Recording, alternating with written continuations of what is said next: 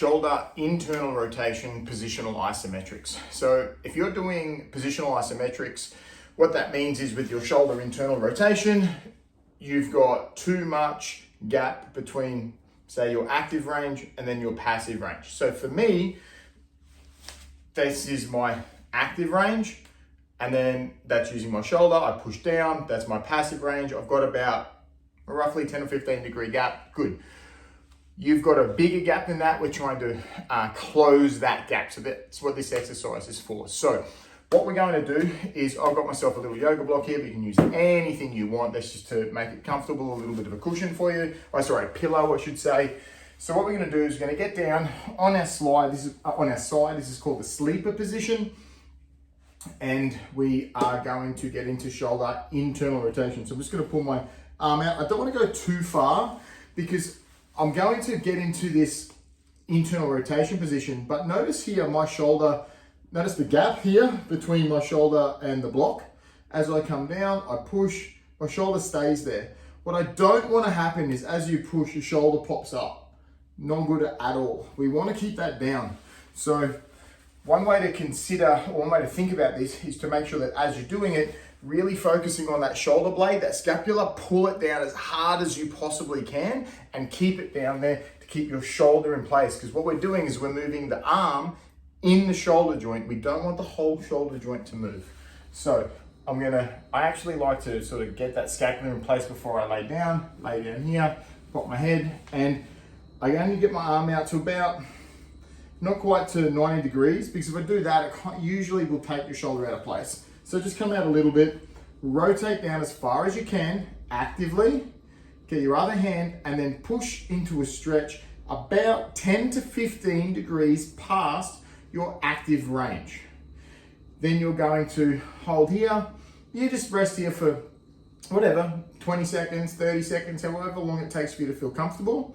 Then we're going to do a pales and rails contraction, and I want you to try as hard as you possibly can with this one. So take a big breath. I want you to take a big breath, brace your core, pack that air down, hold nice and still, and then we're going to do a pales contraction, which is you lifting the arm or trying to rotate backwards, but your hand's not going to let you go. And then the rails contraction after that is going to be trying to rotate to more direction.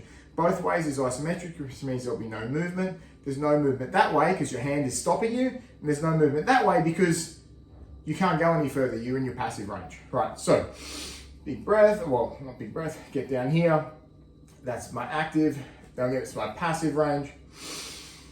Big breath, brace that core, and I'm gonna start ramping up. Now I'm going to go as hard as I possibly can into my hand. Notice my head has gone freaking red because I'm actually trying really hard to do this for 10 seconds. 3, 2, 1, and then reverse direction, driving just as hard, really doing everything I can to try and get more rotation in my arm. 3, 2, 1, and relax. Once you feel like you've relaxed, what I want you to do is push another 10 or 15 degrees past. When you feel you're ready, do that rep again. So you've got 10 seconds up, 10 seconds back as hard as you can. Now, I can't show you exactly what it will look because I don't have a big passive to active gap, but let's just assume that that's as far as I could go actively. I can get all the way down to here passively. So I would get here, that's my active range, 10 or 15 degrees past. I would do a rep. Then I go another 10 or 15 degrees past. I would do a rep. Then another 10 or 15 degrees past and do a rep there. I can't go any further now. So what you're effectively doing is you are doing a rep at 10 or 15 degree intervals past your active range, all the way to the end of your passive range. Now to get to the end of your passive range, I know when you're like really pushing and stretching, just push until you get to the end, and that's where you do your last rep.